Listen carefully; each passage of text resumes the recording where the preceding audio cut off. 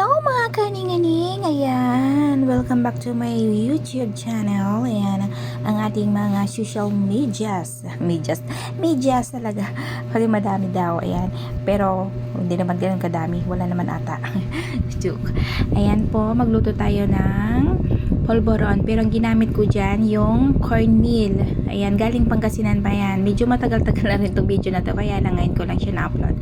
Pero, ayan nga po, sa 1 kilo na cornmeal, hindi ho harina ang ginamit ko dyan, cornmeal po to.